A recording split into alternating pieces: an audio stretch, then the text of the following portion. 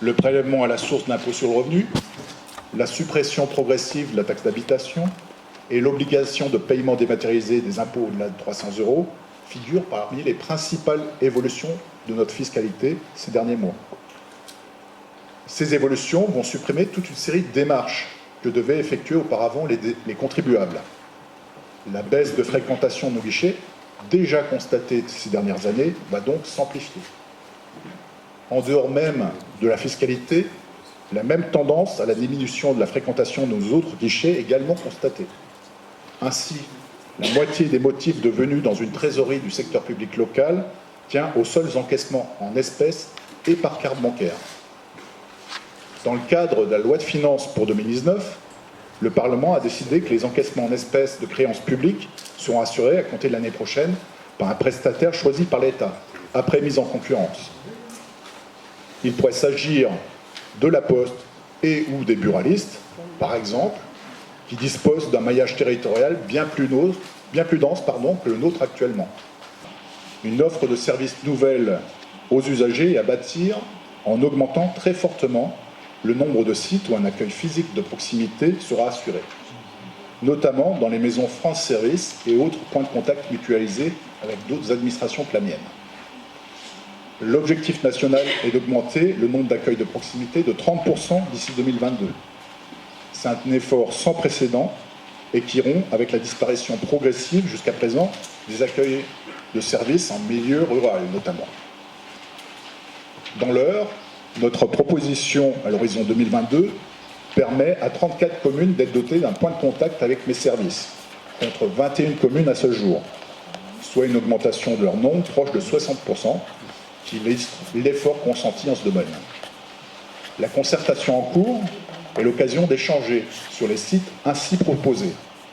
La création de nouvelles maisons France Service, à l'initiative des élus notamment, pourra bien sûr être prise en compte lors de cette concertation. À titre d'exemple, l'ancienne trésorerie de Vexin-sur-Epte a laissé place à une maison des services au public cette année même. En prenant cette décision dans des approches dynamiques et non pas statiques, les élus de cette commune ont ainsi obtenu une augmentation du nombre d'administrations accessibles sur place.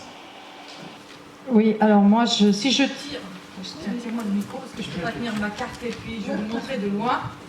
Si je prends mon crayon, que je le pose comme ça sur la carte et je regarde ce qui se passe de chaque côté de ce crayon, je suis absolument interpellée par la densité de services qu'il y a dans ce côté du département pour...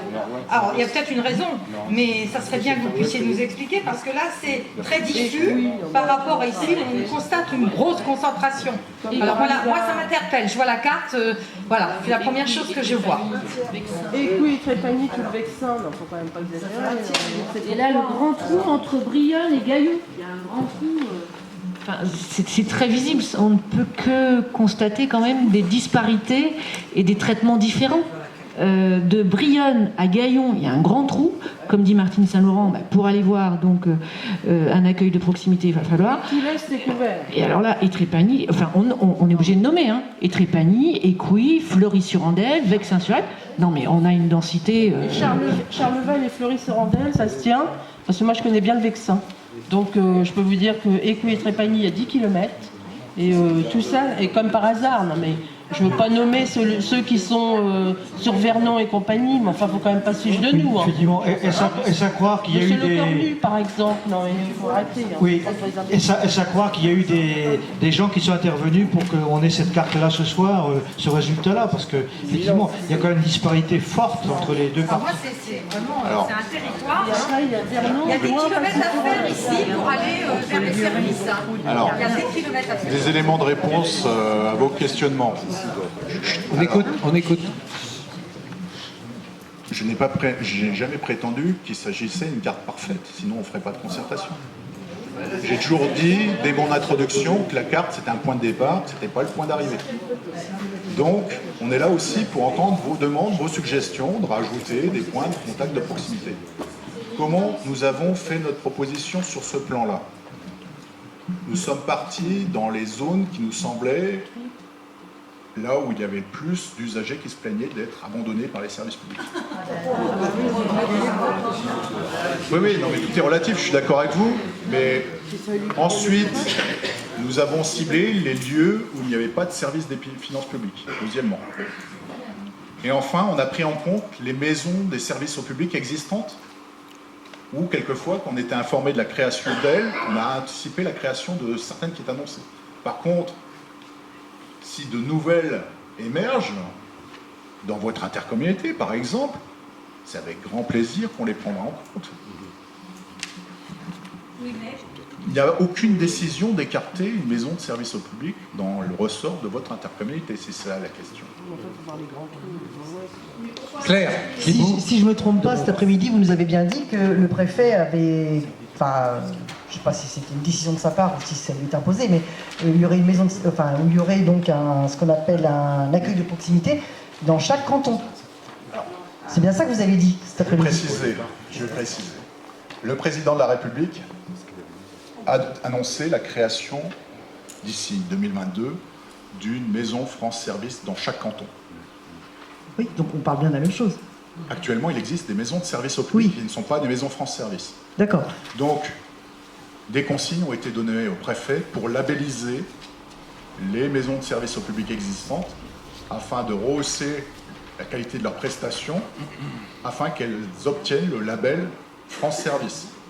Et c'est ce que va faire le préfet avec tous les élus locaux qui portent un projet de création de maison France Service pour examiner les conditions de cette création dans chaque canton d'une telle maison France Service. Donc, effectivement, il semble logique qu'on ait un rond bleu sur la Comcom du Neubourg. Tout à fait, mais je suis On est bien ouvert à cette Alors, proposition. maintenant, on va revenir à notre discussion qu'on avait commencée cet après-midi. Donc, vous nous avez dit la trésorerie du Neubourg ferme. Les locaux donc, seront rendus, enfin la location se terminera, le propriétaire privé garde, bon, il va louer à je sais pas qui. Bon, donc il faut qu'on trouve sur la Comcom du Neubourg un lieu pour accueillir une maison, un local, pour accueillir un accueil de proximité. C'est ça. C'est ça, on est bien d'accord. Donc là, c'est là que vous nous avez dit, c'est à nous de proposer. C'est ça? Alors, C'est ça, hein? je précise, les maisons France Service peuvent provenir de l'initiative d'une multiplicité d'acteurs différents. Ça peut être, peuvent, pas doivent, peuvent. Une commune, une intercommunalité, une association, la Poste, un opérateur de l'État ou une autre administration. Il n'y a pas de monopole d'initiative de création de maison France Service. Et donc, au niveau financement, que c'était là le souci aussi, au niveau financement, ce sera à la structure qui créera qui trouvera ce local, de financer le local et les frais de fonctionnement, etc. C'est ça. L'État, dans le cadre de labellisation Maison France Service, demande pour obtenir le label, il faut 2 permanents dans une Maison France Service. L'État s'engage à en financer un sur les 2. Donc c'est la structure de financer le deuxième. Voilà. On parle bien de mutualisation entre plusieurs... Ce que vous venez de nous annoncer, ok, mais la maison France Service, si on ne prend pas, la disposition de mettre ça en place chez nous, on sera obligé de faire des kilomètres, c'est-à-dire soit d'aller à Évreux, soit d'aller à Bernay, soit d'aller à Louviers. Donc je suis désolée, c'est quand même nous mettre la pression pour dire oui et pour payer. Voilà, tout à fait. Écoutez,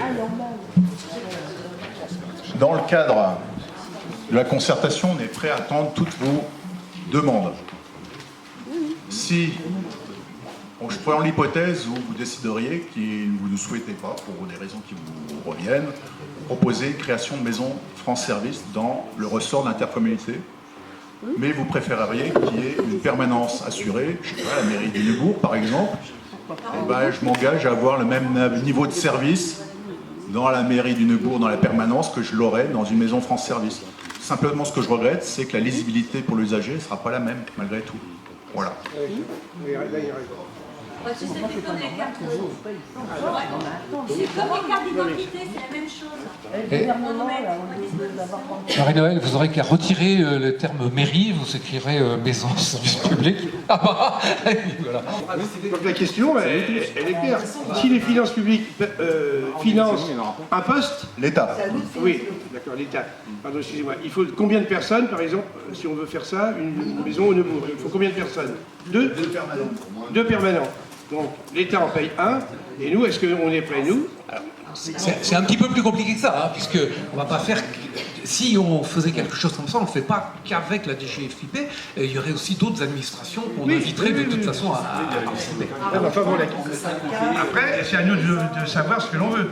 Est-ce que si on veut vraiment avoir un service on aura les semaines devant nous pour en discuter. D'accord. Dans les accueils de proximité, l'agent il est payé par l'État, on est bien d'accord? Non, il y a deux permanents et l'État en finance un sur les deux. Voilà.